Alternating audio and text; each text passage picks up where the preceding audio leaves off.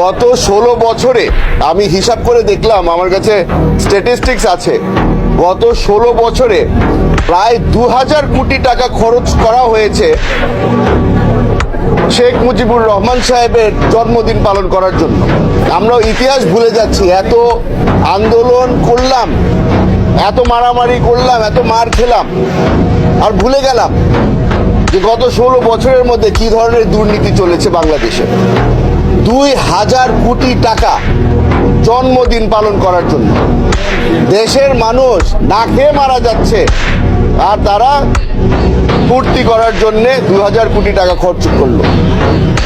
আমি জানতে চাই, বর্তমান যেই সরকার আছে তারা কি এই জিনিসগুলো ভুলে গেছে? আমাদেরকে অনেক ধরনের রিফর্মের কথা বলা হচ্ছে, আমরাও সেখানে সায় দিচ্ছি যে হ্যাঁ অবশ্যই রিফর্ম দরকার আছে।